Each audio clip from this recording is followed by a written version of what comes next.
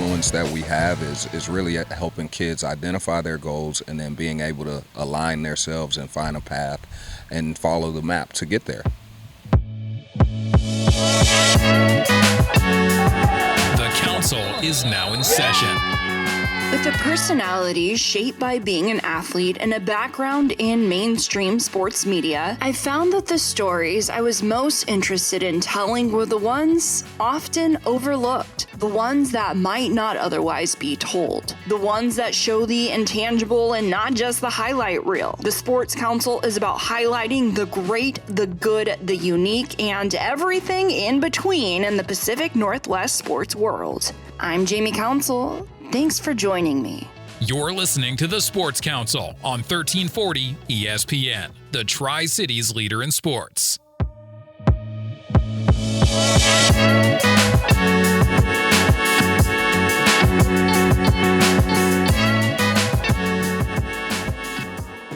Happy Thursday, September 21st. Welcome to the Sports Council. I'm Jamie Council. I'm going to keep this intro short and sweet because today we are joined by Stephen Whitehead. He's a Tri-Cities transplant, much like myself, and Stephen came to the Tri-Cities with the Fever, the indoor football team, and stayed in the area opening up elite athletic training. And as a player, he was an All-American in college, but he was undersized, which kept him out of the NFL, which is where he relocated to the indoor football game, which, like I mentioned, eventually led him to the Tri-Cities with the Fever and now as a performance coach. So being an undersized player, he really had to rely on training, on things that he teaches in his facility because his athletic prowess is where he dominated. So having his take on this area from the outside is such an honor because there's no blueprint for high school athletes to follow to make it to that next level. But Stephen Whitehead wants to be part of the community in the Tri-Cities that changes that.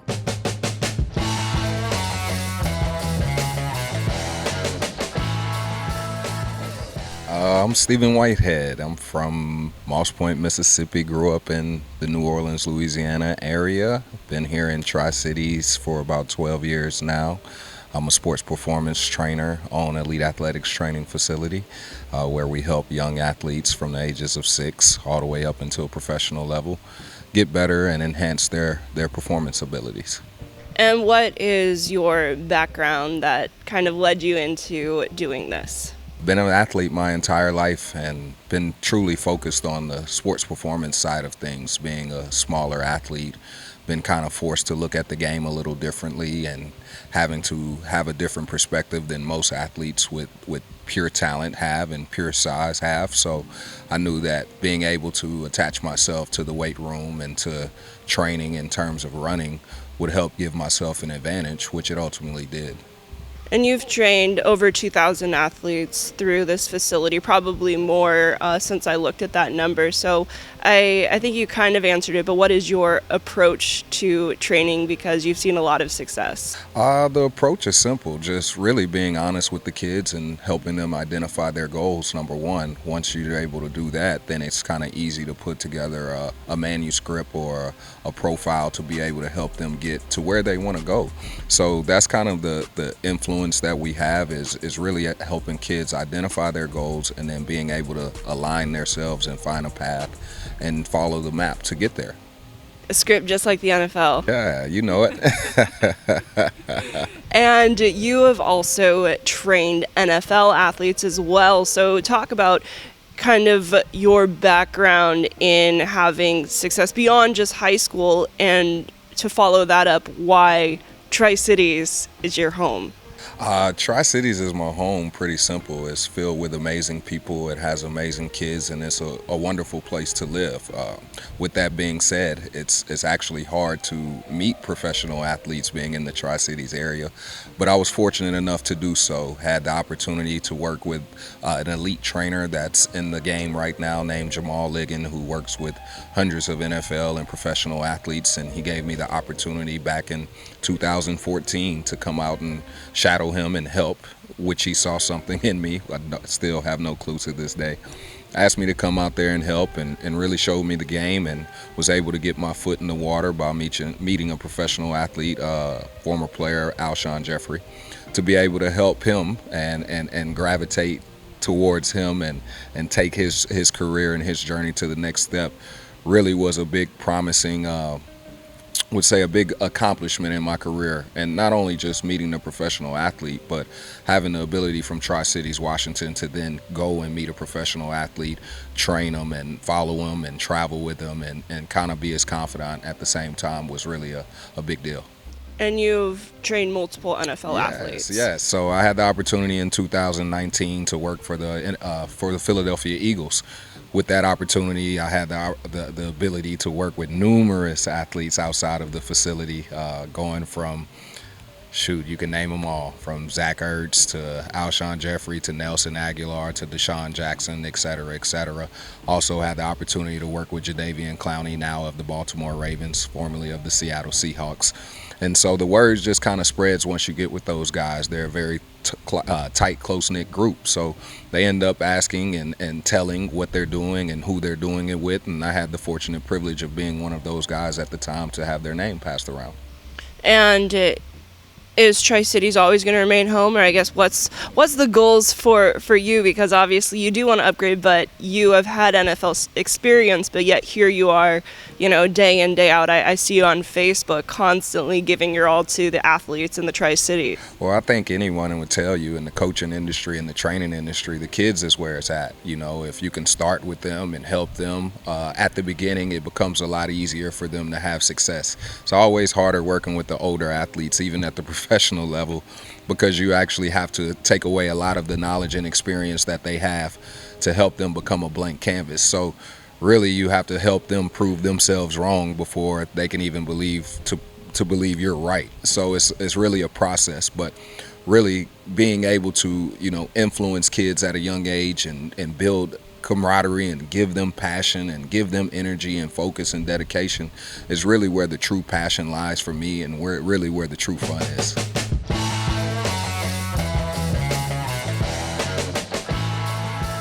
And you can't teach old dog new tricks, but you try with the NFL, and I think that's something that has changed over the years, where training outside of, you have your club team and you have specific trainers that come in, but you have a trainer or a weight coach, kind of like college athletics, and that's starting at a much younger age to train that. So how has the landscape changed? It's changed immensely. It's like I try to tell parents all the time, you actually have to start sooner. I think where people are really missing the boat is more college athletes start to have kids and more professional athletes start to have kids. Their kids are already in the process of having the mentality and knowing the structure of being able to put themselves in position to be a collegiate athlete.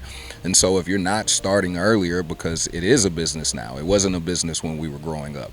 So because it's a business now, do you wait until it's too late, or do you just get into the game earlier with the right people and the right personnel around your kids to be able to help foster and facilitate their growth and development? Yeah, there's always going to be the physical development, but what to you is the most important aspect of, training? Like you said, start young and think like a college athlete. You just had a Facebook post that kind of talked about it, and it really stood out to me. So I guess what is the most important piece? I think just setting them on the path of success. Discipline is the key thing to it. Making sure they're doing things right. I always say you can recognize a college athlete or a college mentality at the age of 6. Just how a kid conducts themselves, how they go about their business, how they pick up their weights, how they absorb information. You can tell those things at a very young age, and if you're able to foster and facilitate that, the world is at your hands, and that's really what we try to give these kids and show the parents is look, if you stay in a structured path, it's really not that hard. It's actually easier than you think. It's just that you only have to do a few things right over and over and over again to where it becomes monotonous, and most people have a hard time dealing with monotony. And if you can deal with that and understand that it's going to pay off in the long haul, then you'll have some successes at the end. Well, I think that's what separates a professional from somebody who just does it for fun. Is a professional loves the monotony because it's their why, and it's better to figure that out when you're younger than when you're older. And they all have the same ability.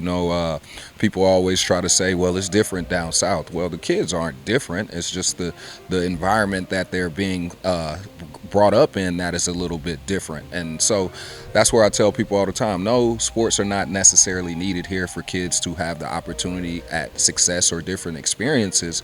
But we're so invested at the young age that these kids want to have this time pay off in some right and regard.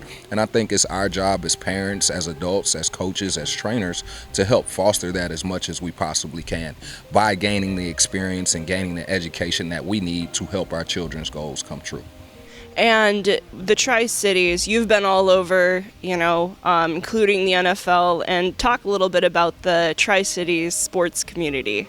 Oh, well, the Tri-City sports community is a little different. I will say the youth community is amazing in terms of their investment, in terms of their commitment and consistency with it. I think we're a little bit lost in terms of what's actually needed to develop our kids to once again, like we say, have their best opportunity to have their goals and dreams come true. And I understand why, because there's not really a blueprint of kids that have consistently gone and to be able to follow that path. So everyone is essentially, in my opinion, just guessing what to do or following the narrative of someone else that they may have saw previously. But with that being said, I always ask, like, how do we have a Super Bowl MVP from down in Yakima with far less people than us, and we have hardly anyone that we're rooting for and cheering for in college and the NFL?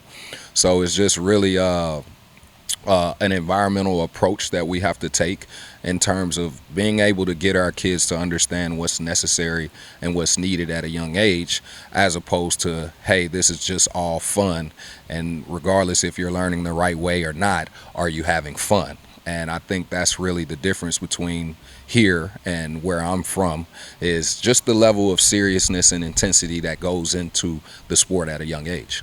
You guys don't have any fun here? Where? Here at the gym? It's all fun. It's fun when you achieve your goals. It's fun when you do things that you never thought you were capable of. It's fun when you're able to achieve heights that you never even thought were possible. I think those are the fun things. It's fun when you end up finding out that things you never thought were possible or you believed in end up becoming true. So for me, those are the fun things, not sitting around and laughing and joking. When you leave here and you're able to have success outside of here, those are the fun things. So I think we really put things in perspective, and we give a certain clarity to it, and really just making it focused and on what you're trying to achieve. And if this is what you're trying to achieve, like you said, are you willing to do the things that it takes to get there? That's a great answer. I was just making fun of you. I get it.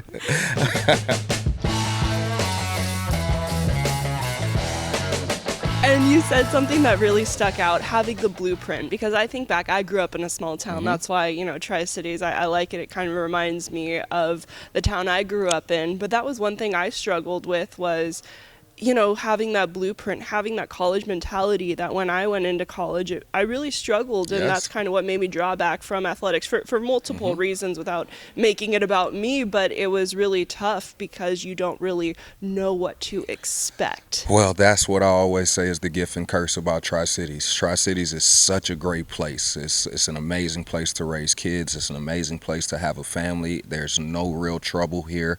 There's no real adversity. But on the flip side, there's no real trouble and there's no real adversity. So as I always tell the kids, it doesn't matter what age you are, 6, 16, 26, 36. Everyone's first time at meeting adversity, they're ready to cower from it.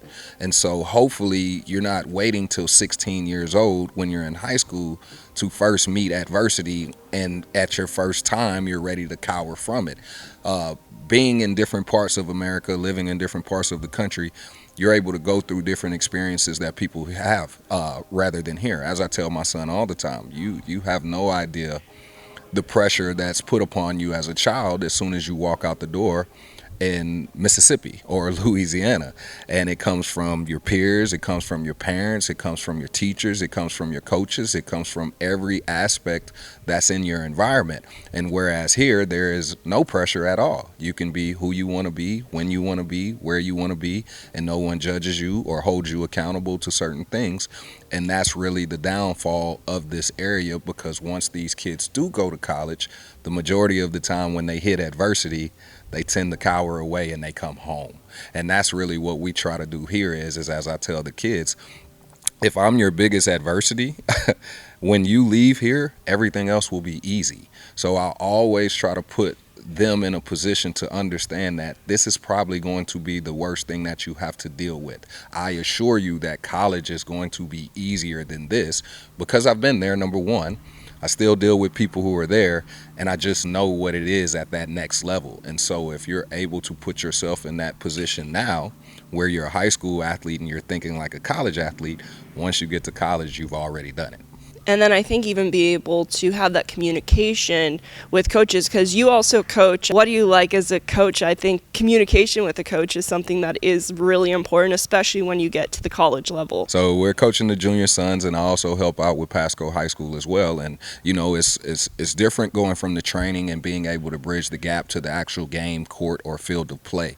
So you can help a kid become faster, become stronger, but if they're unable to know when to use that strength or that ability, it's pretty much null and void. So it's an entirely different education when it comes to the game versus then when it's dealing with training. So being able to get the kids to understand you're trying to create a relationship with the coach, and it's based off trust. If the coach is unable to trust you, then he's unable to put you in, because a lot of times kids always think the coach is against them or the odds are against them. And so we try to put the accountability on ourselves to be able to recognize, are we doing the things we're supposed to be doing in order to get the desired results that we want.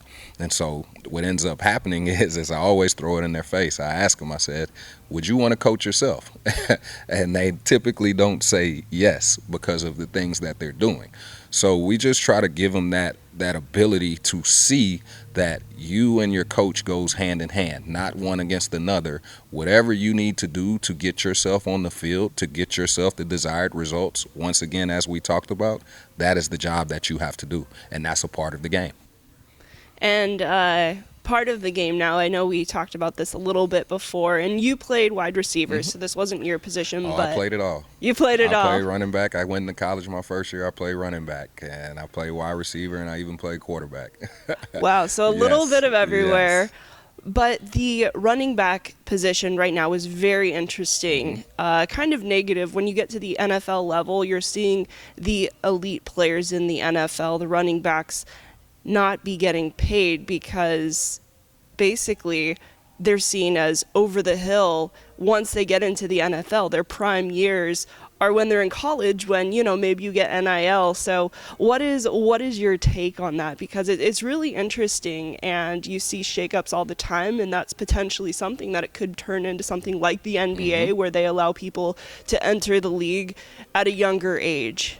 Well, I think it's been a position that's been kind of eradicating itself for a while now. It's the shortest 10-year position, 3.5 years, I think, is the lifespan of a running back. And because of that, you end up putting a number on it that might not be its true value. And also because it's so many running backs that teams are now having running backs by committee. When I was first coming up, the game is so much different because it's allowing guys like myself that are smaller to play in space and to just get those balls and create matchups such as one-on-ones. Whereas when I was in college and when I was in high school and when I was trying to get into the NFL, it was 8-man boxes trying to run the ball to get 3 yards, 4 yards in a cloud of dust. That was the game. Control the clock with the ball, and we'll take shots every now and then with our big receivers. Well, now it's Tyreek Hill, it's Waddle, it's all these little guys that are on the field to space them out to create space. So what that ends up doing is that takes away from the significance of the running back when you can have a wide receiver motion into the backfield, still do some of the things the running back does, and then goes back out and becomes a better threat. Whereas now it's just about matchups. If I have a running back in, he's limited. He can only go on first and second down. We put in 4 receivers, 5 receivers on third down.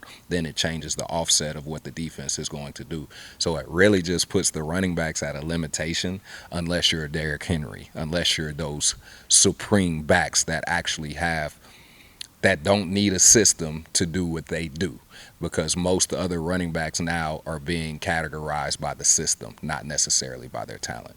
And I would say I would go further and say that the elite running backs are kind of being punished by the system of, even though they're going to have, 1,000+ yard seasons, they're not getting the contracts that their number says they are. No. And they never will. That's the bad part until the CBA does something about it. The NFLPA does something about it. It's going to be hard for those owners to actually justify that. As you saw, Jonathan Taylor was getting paid less than the punter. So it's like, okay, this guy has over 1,800 yards of all-purpose yards, and yet he's getting paid less than the punter. It really doesn't make any sense from the optics of just looking at it, but from the business standpoint, I totally get it. How do they change it? I have yet to figure that out. Special teams matter too. It does. But yeah, that's something. What do you think about people being able to enter the NFL at a younger age? That you can make a very good argument based on the fact that running backs technically have their best years when they're in college, when they're not, getting paid, even though, with NIL you kind of are. I think it's hard in the football realm just because of the physical development that's needed to play at that next level. I think people fail to realize that it's grown men that are playing at the NFL level, and maybe a year you can take away to allow them to come out of their sophomore year, but to go out as soon as they come out of high school, I can't anticipate anyone who's ever been able to do that. And you're talking about guys like Jadeveon Clowney, who was the #1 recruit of all time. I don't know if he could have came out of high school and played right away, but it's just that's the only reason why. I think what benefits these guys now is get your money in NIL as much as you possibly can. That avenue wasn't there before, so imagine if it wasn't there and you're still getting screwed by the pay grade that's going on in NFL. Now just optimize and maximize your ability there before you come out. But also, it's like I tell my son, you don't want to play running back. I know it's nice and it's fun and it's flashy, but at the end of the day, it's a position that's diminishing itself, and the more value that you can add, meaning the more that you can do, the more you're going to get paid. So we don't want to actually limit ourselves. That makes sense. Get paid while you can. Yeah, you have to. That's the beauty of the NIL now. I'm happy for it. I think it's the Wild Wild West. But you're giving the kids a lot of kids who would have not otherwise had opportunities to make money. So you're exposing kids to things that they never had before, and I think that will hopefully help.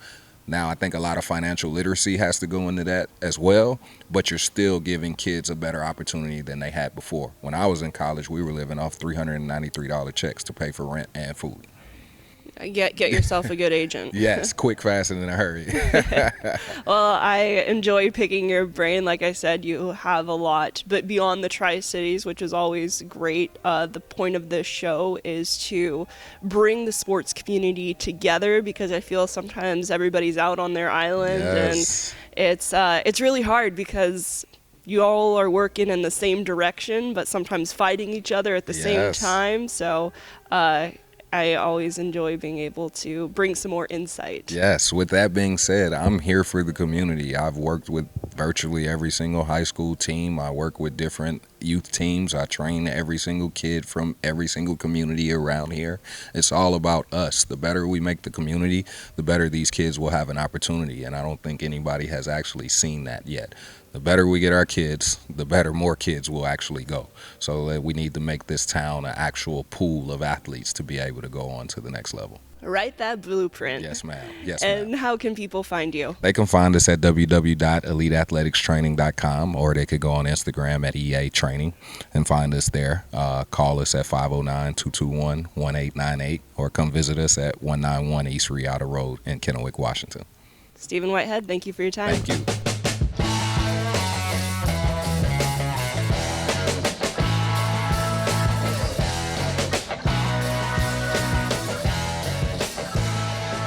Big thank you to Stephen Whitehead, as well as thank you to our sponsors and Stevens Media Group for making this show possible, including Will Bradley. And if you want to get a hold of me, Jamie Council, you can find me on social media. That is at Jamie Council TV. Ironic because this is a radio show, but at Jamie Council TV.